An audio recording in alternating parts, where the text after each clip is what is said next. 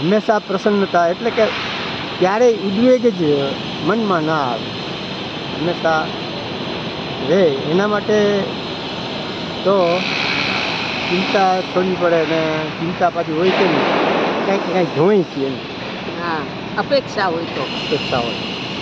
જેને કાંઈ જોતું જ નથી. હા, નિરપેક્ષ હોય, હા, નિષ્પૃહતા, પણ નિષ્પૃહતા નિરપેક્ષતા સંપૂર્ણ રાખવી પડે. હા, સુખ હોય કે દુઃખ હોય. દુઃખ હોય.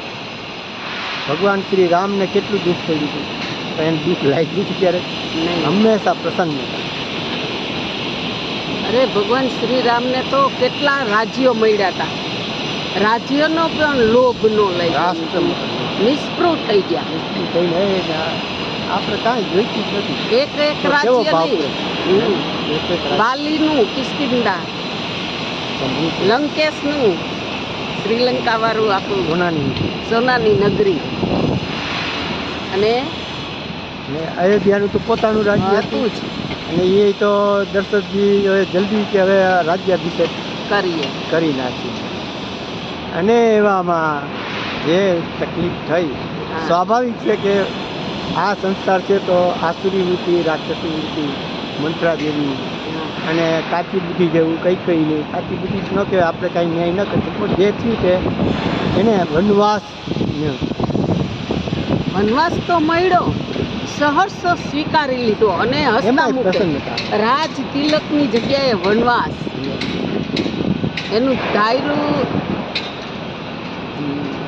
નો ધારતા તો કાંઈ હતા જ નહીં, હા, પણ બીજા હોય તો ધાર્યું ન થાય તો પિતાજી ધારતા હતા ને. ને બહુ અશાંતિ. હા, એટલે આ પ્રસન્નતા. રાજ્યાભિષેક થવાનો છે તો એટલું જ પ્રસન્ન, પ્રસન્ન. અને વનમાં જવાનું છે તોય પ્રસન્ન. કંઈ કીધું તારા ભાઈ, તારા પિતાજી છે બોલી નહીં શકે, પણ તને 14 વર્ષનો વનવાસ અને ભરતને રાજ્ય ગાદી સોંપવાની છે. તો એવું ન થયું કે આ મને હું મોટો છું ને આમ છે. અરે વાહ વાહ માતા, તમે આ કેટલું મારા ઉપર ઉપકાર કર્યો. મારો પ્રાણ સરીખો ભાઈ ભરત એ રાજા થતો તો મને આનંદ, એટલો આનંદ થયો.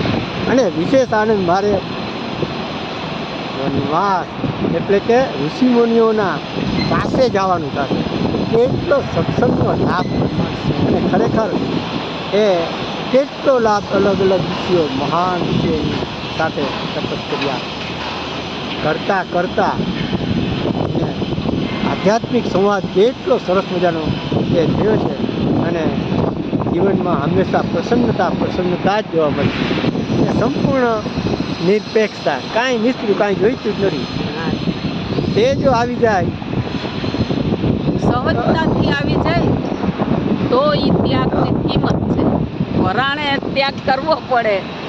એમાં તો અમે ઉદ્વેગ છે. હોય એટલે છે. સામેથી અનપેક્ષ સૂચિ દક્ષ ઉદાસીનો સર્વારંભ પરિત્યાગી યો મને ભક્ત સમે પ્રિય. ભગવાને કીધું જ છે કે ભાઈ તો આવો ભક્ત મને પ્રિય છે. કાંઈ ફળ ફૂલ ને આ ને તેને બધી કર્મકાંડ કરે એમ નહીં, પણ તું અનપેક્ષ થઈ જાય.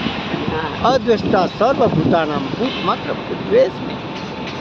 મૈત્ર કરુણ એવા શ્લોકો વાગોડવા જેવા છે.